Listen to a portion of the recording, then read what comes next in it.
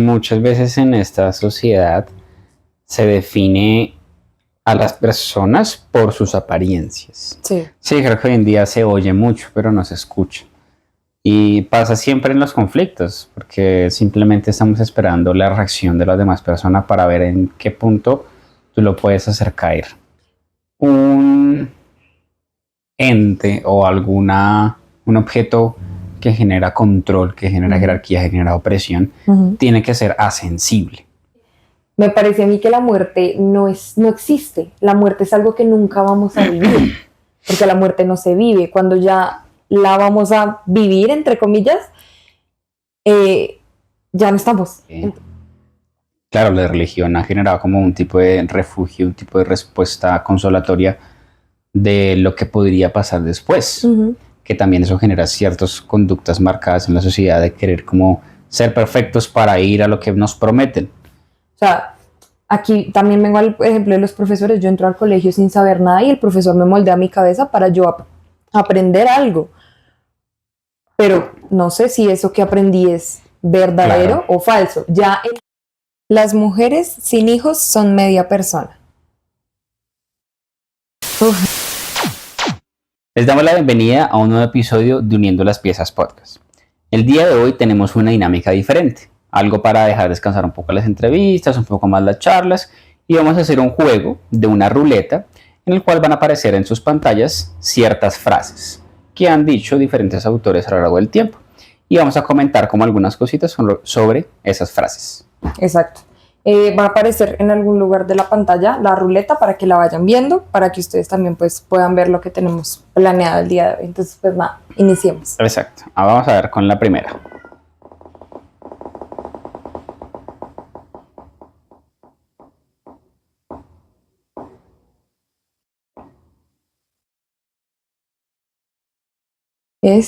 Primera.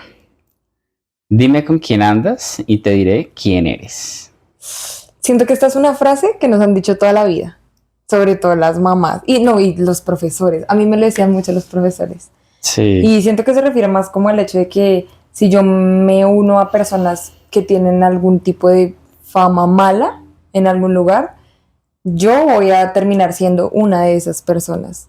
Entonces siento que sí, como que si uno se junta con alguien más, aunque a mi parecer siento que cada uno tenemos un criterio propio para decidir qué somos y qué acciones vamos a cometer, entonces no me parece justo que nos juzguen por juntarnos con diferentes personas, porque a veces no sabemos el pasado de esa persona y simplemente nos volvemos amigos por alguna razón o algo así, pues es como, pues yo no sabía, pero si me parece una buena persona y la puedo conocer bien, incluso le puedo ayudar en ese aspecto que digamos está fallando, pues me parece bien, siento que no se debería juzgar. Ok, entiendo. Pues yo creo que es difícil porque muchas veces en esta sociedad se define a las personas por sus apariencias. Sí. Entonces, en el caso en que yo esté con una persona o ande con una persona que no tenga un estilo de vestir tan socialmente aceptado, pues me van a tachar automáticamente de replicar lo mismo o de que voy a replicar lo mismo, así esa persona sea una buena persona. Entonces siento que muchas veces esa frase genera conflicto porque obliga a que tengas que juntarte con personas que su apariencia sea la que está normada socialmente, ¿sí? Porque no muchas personas se toman el tiempo de conocer realmente y de juzgar por lo que realmente es esa persona con la que ando. Entonces sí sería difícil porque no muchas veces se refleja lo que uno es en los demás, sí, porque puedes estar compartiendo con alguien que sea completamente contrario a ti y que aún así se lleven bien. Y eso no quiere decir que definas tu identidad por con quién pases el tiempo. Sí, me parece. Sin embargo, considero que, claro, en un círculo muy próximo deben ser, o por lo regular, son personas que tienen cosas en común contigo, que van como con tu misma línea de vida. Entonces sí podría como tú crear tu identidad a raíz de ese grupo, pero muy cercano. Okay. No tanto por quien andas en un momentico X, un momentico otro. Por ejemplo, con los amigos del colegio, pues que por lo regular son muy transitorios. No me parece que, o sea, por andar con X o Y personas ya entonces uno esté marcado y tachado, porque Sí, lo que tú decías, uno tiene un criterio para definir si uno va a adaptar ciertos estilos de esa persona o si va a conservar los suyos. no, y ahí volvemos al punto que hablamos, digamos, en el capítulo de la crianza, y es que los chicos son muy influenciables y todos somos muy influenciables en toda la vida. Entonces siento que pues igual hay que más bien aprender a forjar un criterio propio para poder definir qué quiero hacer y cómo me va a comportar con el resto de personas. Bueno, la siguiente.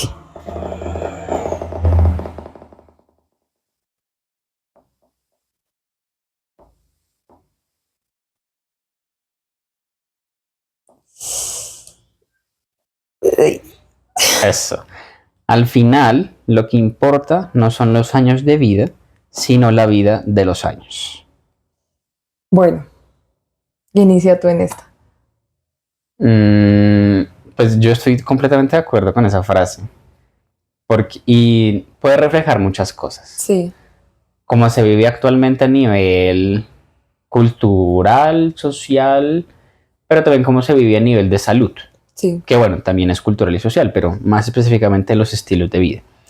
Porque con los años como que se han venido aumentando las expectativas de vida, ¿sí? Sobre los años 2000 la expectativa de vida era 60 años, hoy Ujú. en día ya son 80, 85. Entonces ha aumentado y uno esperaría pensar que eso es positivo, pero realmente no, porque ha aumentado, pero ¿en qué condiciones? ¿Sí? Y refleja lo mismo, que no es el número de años que tú vivas, sino cómo vivas esa vida en esos pocos o muchos años. Entonces sí creo que se ha restado calidad de vida, pero se ha aumentado número de años, lo cual no sería positivo porque no estamos viviendo de la forma en cómo sería bueno vivir. Sí, no, me parece que, o sea, si yo vivo 80 años, pero los 80 años viví en un trabajo que no me gusta, con personas que no amo, pues siento que no es una vida, es como simplemente seguir un patrón y ya, como para salir del paso, ya listo, lo hice. Sí, Y muchas veces pasa con las acciones que nosotros hacemos y, digamos, uno se mortifica mucho por pensar que voy a estudiar, esto es lo que tengo que hacer para toda mi vida y eso es lo que le resta la calidad de vida a la vida en sí. sí, el estrés cotidiano, así un poco como, Exacto. creo que luego hay una frase como similar, Ujú. pero es como que la gente vive el día a día ajetreado, estresado, con solamente pensando en el presente y sobreviviendo en el presente. Y lo que uno pregunta, lo que uno escucha cuando pregunta normalmente, hey, ¿cómo está? ¿Cómo va todo? No, en la lucha, no, ahí vamos, no, Sí, ahí ahí va. dándole. Y es como una respuesta bastante desmenitoria y pues que preocupa porque entonces, porque nadie dice súper bien, estoy bien, Sí, perfecto. Todo el mundo dice, no, en la lucha. Y bueno, la vida es difícil, pero no debería serlo tanto y no debería ser de tantos sacrificios y que, la vida debería ser más tranquila y feliz. claro, y que esté ajustada a uno, sí, que la vida sea de uno, no vivirla para los demás y para simplemente satisfacer las necesidades de luz, agua, arriendo, porque vivir con lo justo y gastarlo todo y no entretenerse, no divertirse, no tener un trabajo que le guste a uno, es algo que no está bien y que se entiende, no es culpa de las personas, Sí. porque es como está diseñado este mundo. Pero sería ideal que eso fuera cambiando. Ujú.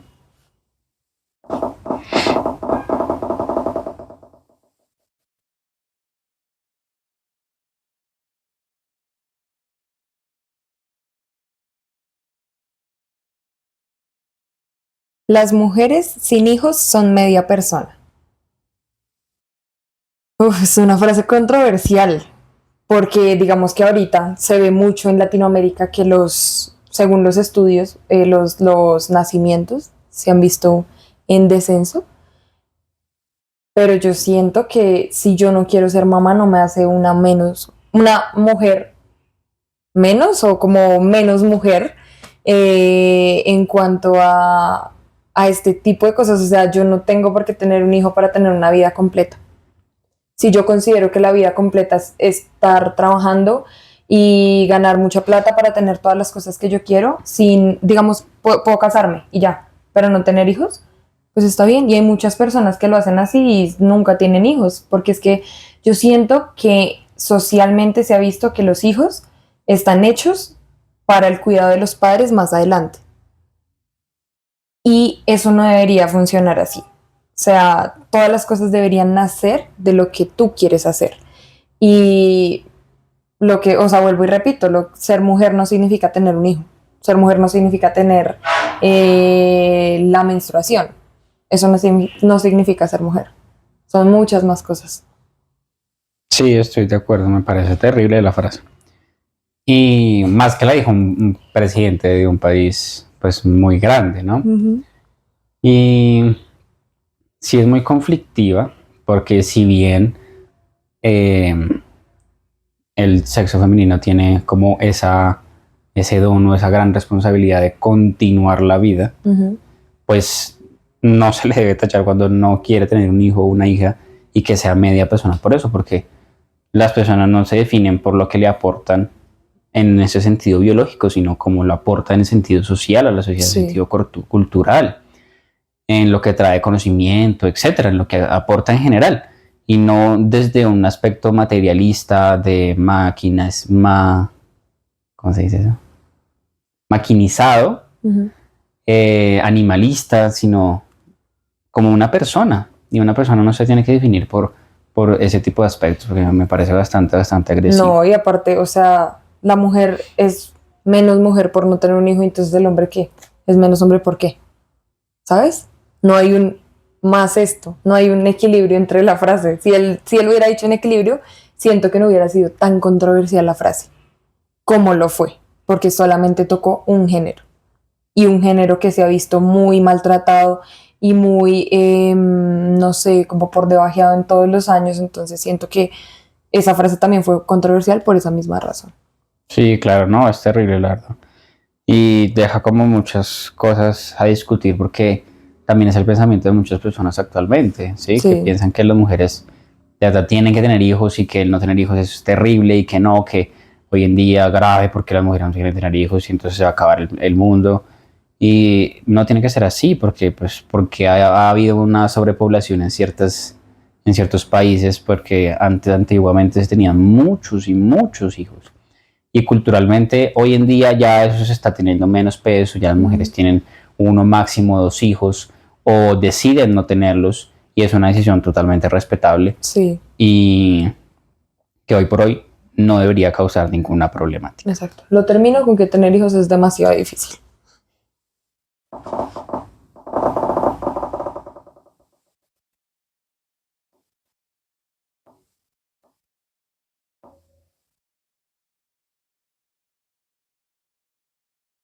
¿Estamos realmente escuchando a los demás o simplemente estamos esperando el turno para hablar?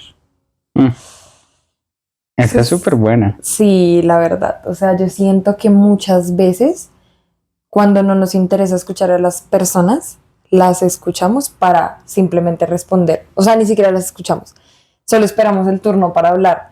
Pero yo, o sea, a mi parecer, yo cuando en realidad sí quiero escuchar a una persona y sí quiero escuchar lo que me está diciendo, trato de poner toda mi concentración en poderla escuchar bien. Y muchas veces no espero el turno de hablar, sino que la interrumpo. Porque de una vez se me ocurre algo que responder a lo que me está hablando. O sea, literalmente que si yo no te interrumpo en una frase es porque o me disocié o realmente no me interesa lo que me estás diciendo, o simplemente no comparto lo que dices, entonces no tengo nada que decir. Pero si yo te interrumpo y voy mucho a la charla y hablo, siento que es más porque me interesa lo que me estás diciendo. Pero igual está muy feo porque muchas personas pueden hacer lo mismo hacia mí. Y es como, pues no me gustaría que me escucharan nada más para poder hablar y ya. Sí, creo que hoy en día se oye mucho, pero no se escucha. Y pasa siempre en los conflictos, porque simplemente estamos esperando la reacción de las demás personas para ver en qué punto tú lo puedes hacer caer. Sí. Entonces, hoy en día hay muchas opiniones contrarias. Por ejemplo, el país en el tema político está totalmente polarizado. más que en muchas épocas anteriores. Y eso genera muchos conflictos porque no hay espacios para la escucha activa entre la población. Y eso hace que las ideas sean completamente parcializadas y completamente dirigidas hacia la satisfacción de un grupo particular y no tienen en cuenta las necesidades de todas las personas. Y en lo menos en una conversación tradicional es importante escuchar la opinión de la otra Sí, persona, así sea completamente contraria, simplemente para nutrir tus argumentos, nutrir tu conocimiento de otros puntos de vista, así no los compartas. Entonces sí creo que muchas veces se espera el turno para hablar y solamente comunicar la opinión creyendo que es la única válida, y lo cual no es correcto. ok.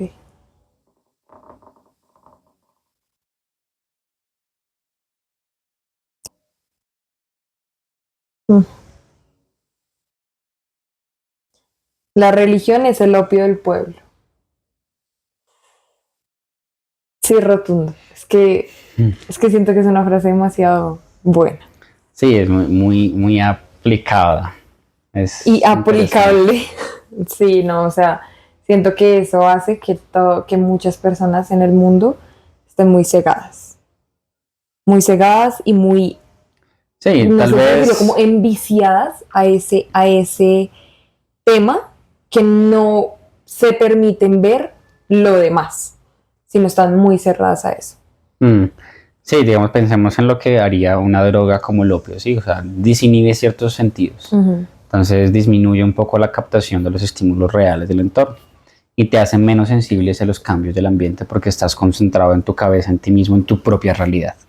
Entonces la religión siento que hace cosas similares, también depende de la propia persona cómo lo tome, pero la idea de religión tal y como nació y tal y como se lleva un poco a cabo hoy en día es justamente eso, lograr mostrar una realidad alterna para que la persona se inmerse en ella Sí, y que desconozca ciertas realidades que están pasando afuera de su mente y hacerlos menos sensibles y con menos reacción ante eso. Entonces yo sí creo que sí causa un poco de enceguecimiento, desconocimiento y hace tal más o menos vez lo mismo que la droga, pero sí, siento que afecta mucho más, porque la droga te afecta a ti mismo como ser humano, pero lo que tú digas en la religión y lo que te haga pensar la religión y lo que te haga imaginar la religión, digámoslo así, es lo que tú vas a predicar a los demás. Y eso le va a quedar a alguien que lo va a mortificar, lo va a mortificar, lo va a mortificar, hasta que puede pasar algo malo, o se une, o simplemente se vuelve ateo. Entonces, no sé, es muy grave. sí, y yo creo que se puede comparar, por ejemplo, con la alimentación, con las dietas, como que a uno nunca le enseñan a comer, Ujú. sino que solamente le dicen, no, pues esto puede comer y esto no. Y en la religión tampoco enseñan cómo llevarla a cabo, sino simplemente mencionan es, eso se puede hacer, Y esto esto no. no, y tienes un problema, ora y confía en Dios. Ujú. Y puede que a mucha gente le funcione, pero muchas veces al dar esa instrucción tan ambigua y tan general, hace que no sepamos cómo ejecutarla y que simplemente dejemos todo en manos de eso en lo que creemos y no pongamos de nuestra parte para lograr cumplirlo. Exacto. Entonces sí pienso que Hay que ha tener traído más algunas cuidado. cosas positivas a nivel individual, pero no a nivel colectivo. Ok.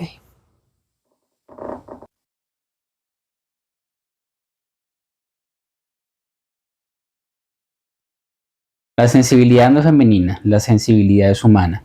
Cuando la encuentras, En un hombre es como ganarse la lotería. un tesoro. Ok. Sí. ¿Por qué? Porque a los hombres que no están actualmente deconstruidos de todo lo que es lo que les han enseñado desde antes en las generaciones pasadas, es un hombre que no puede llorar, que si siente una molestia no la puede decir. Incluso esto se ve en peleas de parejas cuando ya empiezan a pasarse a lo físico, que las mujeres también les pegan a los hombres y ellos no dicen nada porque se van a burlar de ellos. Entonces siento que esa fragilidad y esa sensibilidad los hombres no la pueden desarrollar si no están completamente deconstruidos, porque cuando aprenden cómo vive un ser humano normal, se pueden expresar, pueden llorar, pueden quejarse. Entonces siento que eso no hace, o sea, el sentir y el decir que los hombres no lloran hace que los hombres no puedan hacer nada y se cohíban a hacer muchas cosas. Ujú. Sí, yo creo que, o sea, un ente o un objeto que genera control, que genera jerarquía, genera opresión, tiene que ser asensible. Okay. Y como la sociedad siempre está configurada desde un sistema patriarcal que justamente hace que los hombres sean los opresores y los jerarcas, tienen que ser asensibles.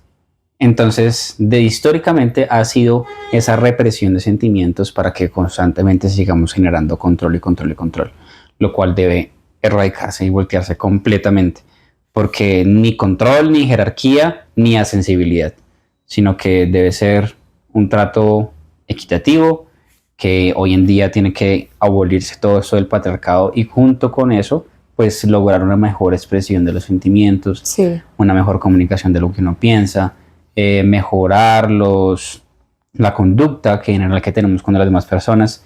Y sí siento que trasciende mucho desde ahí, como lograr tener conciencia de los sentimientos, conciencia de las emociones y es mismo tener un mejor comportamiento con la sociedad. Ok.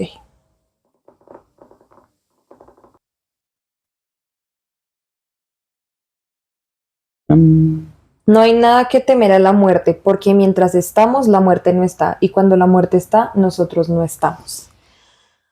Uf, sí, total. Y creo que aquí vamos a tener una pequeña discusión, un debate chiquito, porque me parece a mí que la muerte no existe. La muerte es algo que nunca vamos a vivir, porque la muerte no se vive. Cuando ya la vamos a vivir, entre comillas, ya no estamos. Entonces nunca vamos a saber qué es la muerte. Pues no se sabe, ¿no? Pues yo así opino que decir que no vamos a saber qué es la muerte o no vamos a presenciarla o no vamos a sentir lo que es, pues es un poco desconocer lo que podría pasar y es que son múltiples realidades. Porque la muerte puede ser simplemente cerrar los ojos y nacer de nuevo o cerrarlos para siempre o aparecer en un plano distinto o simplemente quedarte enclaustrado en algún sitio. Es que no sabemos, ¿sabes? Si entonces, no sabemos qué es la muerte, pero pues yo lo tomo desde ese punto de decir, nunca la vamos a vivir porque realmente pues ya estamos muertos. Vamos a experimentar cosas que no sabemos aún, que son inciertas para todos. Que digamos a la gente que sigue la religión normal, dice que bueno, va a ver a Dios, va a ir al cielo, va a ir al infierno, va a ir al purgatorio, se va a quedar en el limbo.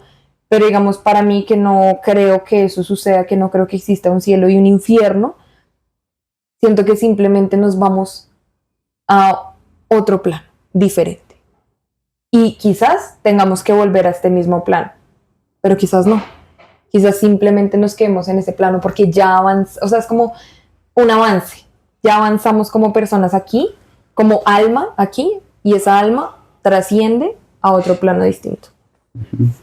Sí, pues o sea, sería interesante hablar en un momento como de esas diferentes teorías Sí. que hay sobre lo que hay después de la vida, porque es muy incierto, o sea, genera muchísima curiosidad y es normal que también genere miedo, porque pues el humano siempre ha tenido miedo a lo desconocido y a lo que no puede ver, lo que no puede tocar, lo que no conoce, lo que se le hace extraño y lo que no puede responder.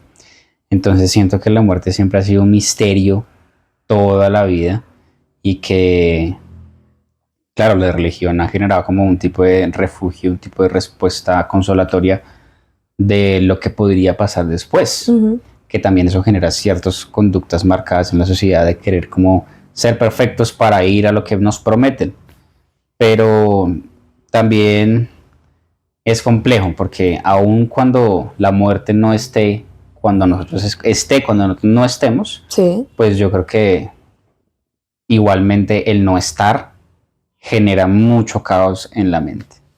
Pensar en no estar, que es algo que pues claramente nunca hemos experimentado. Es como pensar en el infinito pensar en la nada, porque al estar pensando en la nada, pues ya estás pensando algo, pero ¿qué es exactamente nada? ¿Sí? Es muy extraño. Sí.